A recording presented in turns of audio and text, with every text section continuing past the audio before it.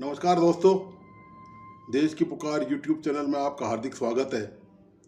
रोज़ की तरह आज आपके सामने एक विश्लेषण लेके हाजिर हूँ। आपका समर्थन चाहूँगा और प्लीज़ इस यूट्यूब चैनल को लाइक सब्सक्राइब करना और बेल आइकॉन दबाना नहीं भूलें। दोस्तों, राजस्थान की राजनीति गर्म है और पिछले कई दिनों से लगातार राजस्थान में राजनीतिक गतिविधियाँ बहुत तेज़ी से चल रही हैं। पार्टी चाहे कोई भी हो, उम्मीदवार चाहे नेता चाहे कोई भी हो, सबका मकसद वैसे एक ही है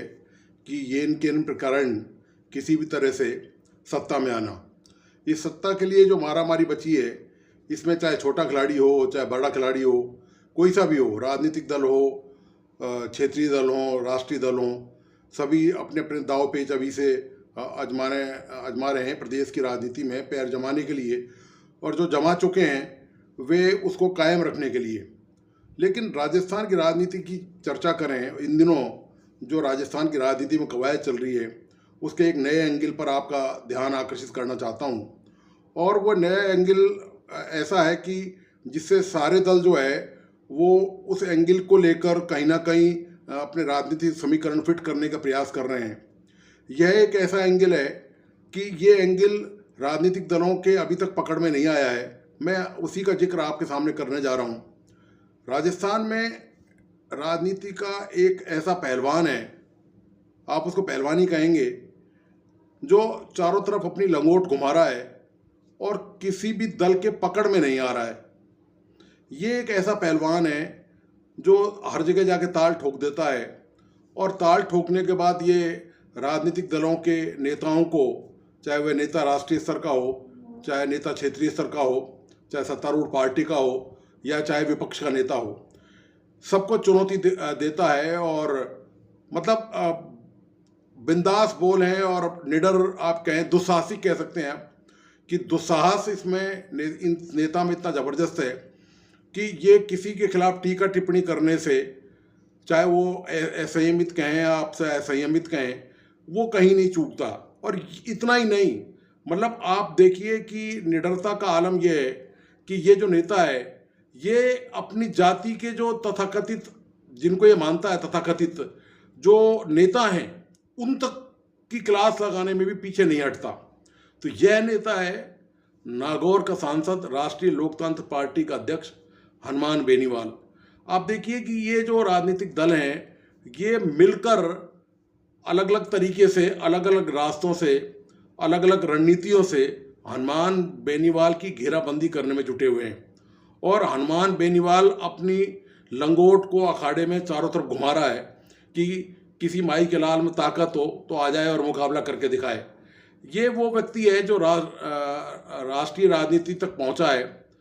राष्ट्रीय राजनीति से मतलब सांसद बना है। यूनिवर्सिटी के चुनाव से लेकर और राष्ट्रीय राजनीति तक का जो इतिहास के जो सफ़र रहा है 15-20 साल का हनुमान बेनीवाल का, ये काफ़ी चुनौतीपूर्ण और संघर्ष भरा रहा है। सबसे पहले भारतीय जनता पार्टी ज्वाइन करी, और भारतीय जनता पार्टी में वसुंधरा राजे से मतभेद के कारण हनुमान बेनीवाल पार्टी से अलग हो गए, और उन्होंने फिर ये तय किया कि बजाय पार्टियों में शामिल होकर अपना वजूद खोने से बेटर ये है कि खुद का अस्तित्व कायम किया जाए। तो बेशक उन्होंने कहीं ना कहीं जाटवाद का इसमें सहारा लिया हो, लेकिन इस सहारे को सभी राजनीतिक दल लेते रहे।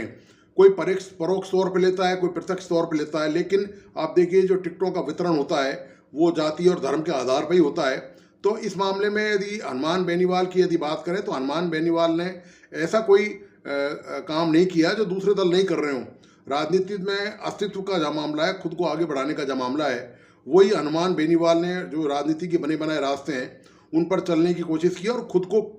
खड़ा किया है, स्टैंड किया है, दूसरे राजनीतिक दलों को चुनौती दी है। अब चूंकि इलेक्शन राजस्थान पर सिर पे हैं, कुल 4-6 महीने इलेक्शन में बाकी हैं,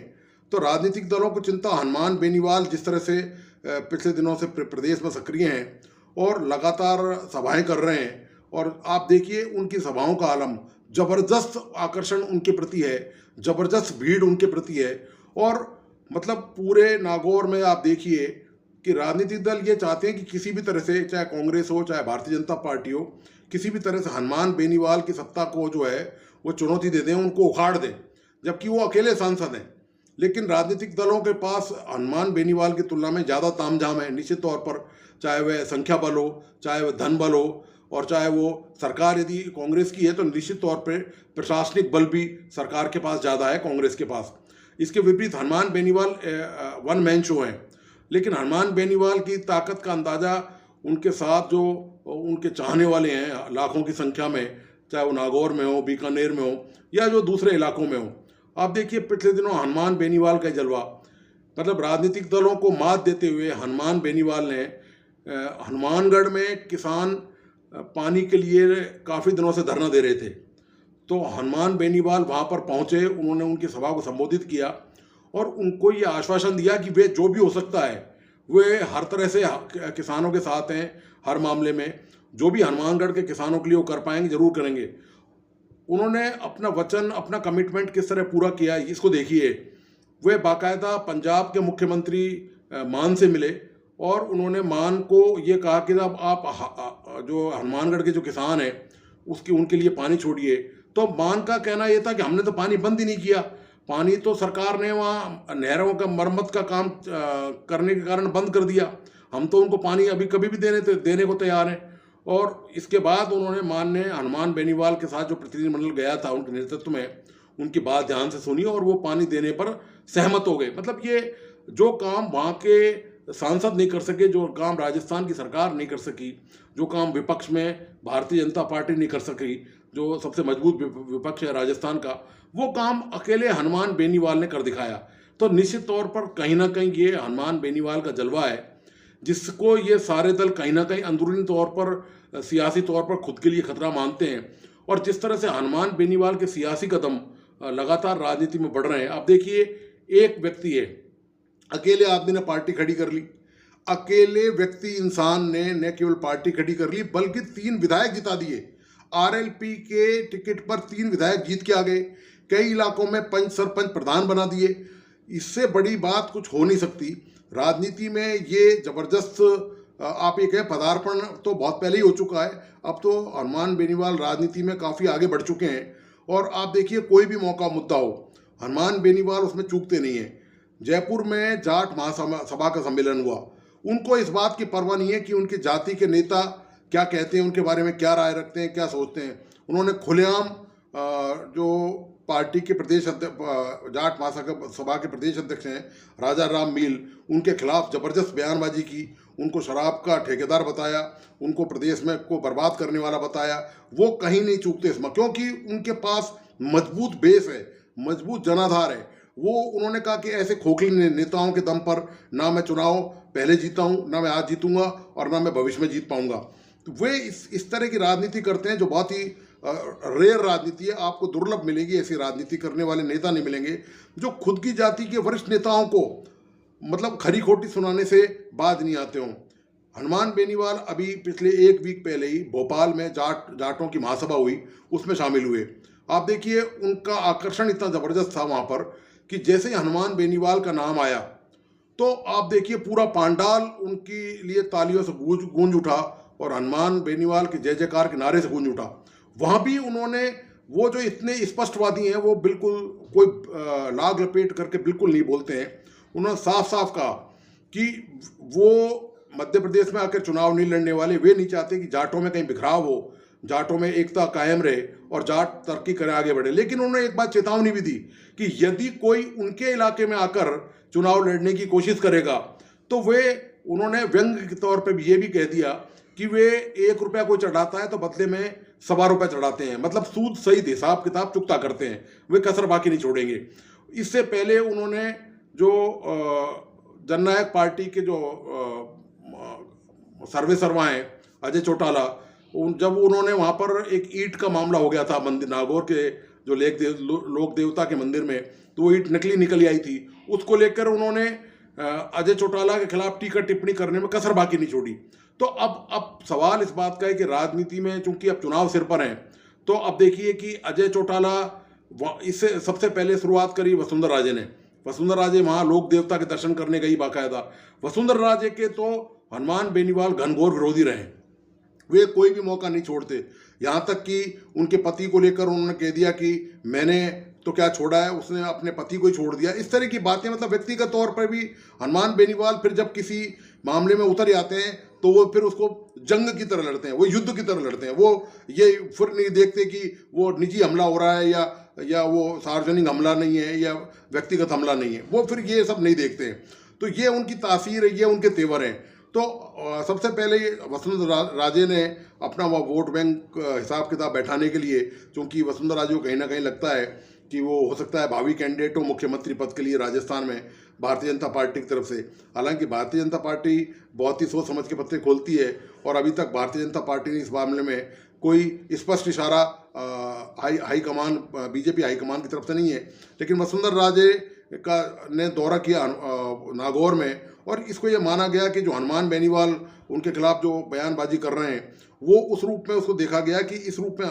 वसुंधरा राजे ने वहाँ गई और उन्होंने वहाँ बाकायदा लोगों से मुलाकात करी और इस तरह का आयोजन किया। उसके बाद आप देखिए जो जननायक पार्टी के सर्वे सर्वा हैं अजय चौटाला, जबकि भोपाल में हनुमान बेनीवाल ने कह दिया था कि मुझे ना हरियाणा से चुनाव लड़ना है ना मुझे एमपी से चुनाव लड़ना है, तो मेरे इलाके में कोई आए नहीं वो ठीक नहीं होगा, वे जाट एकता के लिए भी सही नहीं होगा और मैं फिर ईंट का जवाब पत्थर से दूंगा, ये उनका कहने का भाव था। उसके बाद अजय चौटाला आए नागौर में, वहाँ लोक देवता के मंदिर में गए, वहाँ पर उन्होंने सभा भी करी और बाकायदा उन्होंने हनुमान बेनीवाल के खिलाफ टीका टिप्पणी करते हुए कहा कि हनुमान बेनीवाल को राजनीति की जब ABCD नहीं आती थी तब वे 4 बार MLA रह लिए, उनके जो है परिवार से वहाँ सांसद रह लिए, तो हनुमान बेनीवाल उनके सामने कुछ नहीं है और हनुमान बेनीवाल को वो कोई चुनौती नहीं मानते। और उन्होंने बाकायदा राजनीतिक समीकरण भी बताया कि राजस्थान में वे चुनाव लड़ेंगे तो किस आधार पर लड़ेंगे और उनका क्या समीकरण है। उन्होंने बताया कि नागौर और दूसरे और जो इलाके हैं लूणकरणसर और इलाकों के नाम उन्होंने गिनाए कि ये इलाके ऐसे हैं जहाँ उनका अच्छा खासा प्रभाव है। इसके बाद आप देखिए वसुंधरा राजे गई, फिर अजय चौटाला गए, अब अशोक गहलोत ने कल वहाँ पर मुख्यमंत्री अशोक गहलोत ने वहाँ पर नागौर में सभा की। तो सभा हालांकि जो सरकारी कार्यक्रम जो चल रहा है, जो महंगाई राहत शिविर का, उसको लेके की और बहुत सारी योजनाओं की वहाँ घोषणा की। तो जो अशोक गहलोत ने जो सभा की वहाँ पर बहुत सारी घोषणाएं की और लोगों को संबोधित किया और उन्होंने ये कह दिया कि हम विकास के बलबूते चुनाव लड़ते हैं, केवल हवा में चुनाव नहीं लड़ते। इशारा साफ था कि हनुमान बेनीवाल ने मतलब इस इलाके में विकास नहीं किया है और हम यहाँ विकास कर रहे हैं, पहले भी हमने किया है और हम यहाँ विकास के लिए ही आए हैं। तो दोस्तों कुल मिला के बात ये है, निष्कर्ष जो मुझे लगता है वो ये है कि जो दल हैं ये हनुमान बेनीवाल, आप देखिए कि जहाँ जहाँ जाते हैं, हनुमान बेनीवाल ने जोधपुर में सभा करी, पिछले दिनों जाकर हनुमानगढ़ में सभा करी, बीकानेर में सभा करी, उनके समर्थन को देखते हुए पार्टी, चाहे राजस्थान में भारतीय जनता पार्टी हो चाहे सत्तारूढ़ कांग्रेस हो, इन सभी दलों में कहीं ना कहीं, हालांकि ये शो नहीं करते इस बात को, ये बताते नहीं है, ये दर्शाते नहीं है, लेकिन अंदरूनी तौर पर कहीं ना कहीं खलबली इनमें ज़बरदस्त है कि हनुमान बेनीवाल जो चुनौती बन के लगातार उभर रहे हैं और सामने आ रहे हैं, उनसे मुकाबला करना इन पार्टियों के लिए बहुत ही टेढ़ी खीर होगा। तो कुल मिला के बात यह कि जो भविष्य की राजनीति है वह निश्चित तौर पर, चाहे बेशक हनुमान बेनीवाल राजस्थान में तीसरी ताकत के तौर पर मजबूती से नहीं उभर पाए, लेकिन वर्तमान स्थिति ये है कि दोनों प्रमुख दलों के लिए वे जरूर कहीं ना कहीं अंदरूनी तौर पर एक चिंता का विषय जरूर है कि किस तरह से वो लगातार उनकी लोकप्रियता बढ़ती जा रही है, उनका जनाधार लगातार बढ़ता जा रहा है और उसको रोका कैसे जाए। क्योंकि हनुमान बेनीवाल एक तरह से ये समझिए आप, पूरा काफिला उनके साथ चलता है जहाँ भी वो जाते हैं, तो और वो खुल के बिंदास बोलते हैं, चाहे वो किसानों का मुद्दा हो। आप देखिए पिछले दिनों अभी उन्होंने जो नई संसद भवन का जो उद्घाटन समारोह था उसका उन्होंने बहिष्कार कर दिया, उसके निमंत्रण को स्वीकार नहीं किया उन्होंने। और ये इस कारण किया गया कि जो पहलवान जो कुश्ती संघ के अध्यक्ष के खिलाफ धरने पर बैठे हुए हैं उसके खिलाफ कार्रवाई नहीं होने के मामले में उन्होंने अपना समर्थन पहलवानों को दिया और इस मामले में बहिष्कार किया। तो कोई भी ऐसा स्टेट का विषय हो, चाहे वो बेरोजगारी का मुद्दा, आप देखिए पिछले दिनों रहा, उन्होंने ज़बरदस्त रैलियां निकाली राजस्थान में, चाहे वो खनन माफिया का मामला हो, उन्होंने अपने सीमित संगठन के बावजूद भी राजस्थान में सशक्त और प्रभावशाली प्रदर्शन किया। जो जनहित के मुद्दे हैं राजस्थान के, उनको भी लेने में, उनको व्यापक तौर पर सरकार तक संदेश पहुंचाने में या सरकार को झुकाने में, हिलाने में वो पीछे नहीं रहते। जहाँ तक हनुमानगढ़ प्रशासन, ये नागौर प्रशासन की बात है, ये निश्चित तौर पे कि उन्होंने जो विकास के जो भी काम है, चाहे सड़क के, पानी के, बिजली के, या जो भी बुनियादी काम है, या उनके पार्टी के जो भी काम है, वे वहाँ रुक नहीं सकते, क्योंकि उनका आप यूँ कह लिए कि खौफ है एक तरह से कि भाई ये हनुमान बेनीवाल का काम है, ये सांसद हनुमान बेनीवाल का मामला है, ये रुकेगा नहीं। चाहे वहाँ कलेक्टर हो, कोई भी हो, चाहे वहाँ एसपी कोई भी हो, चाहे वहाँ तहसीलदार हो, एसडीएम हो, एडीएम हो, कोई भी हो, वो हनुमान बेनीवाल का जहाँ नाम आ गया, ये ऐसा काम। और मेरा मानना एक व्यक्ति का तौर भी है, हालांकि ये बहस का विषय नहीं है, इसको किसी दिन और करेंगे, कि ब्यूरोक्रेट इसी तरह से काम करते हैं, भय बिन प्रीत नहीं होती, ये बिल्कुल सही है। और ये हनुमान बेनीवाल ने नागौर में या दूसरे इलाकों में साबित करके दिखाया है कि कामकाज कराने के तरीके नेता कैसे करते हैं, और क्या जनता को रिलीफ देने के लिए क्या तौर तरीके अपनाते हैं, वो हनुमान बेनीवाल ने साबित करके दिखाया है। तो दोस्तों, आज का आपको ये विश्लेषण कैसा लगा, प्लीज़ आप अपने महत्वपूर्ण सुझाव और विचार मुझ तक जरूर पहुंचाएं, ताकि मैं उनको आगामी विश्लेषण में शामिल कर सकूं। और प्लीज़ इस YouTube चैनल को लाइक, सब्सक्राइब करना और बेल आइकॉन दबाना नहीं भूलें। आपके उत्साह और समर्थन की मुझे सख्त ज़रूरत है, कृपया इसे बनाए रखें। धन्यवाद, नमस्कार।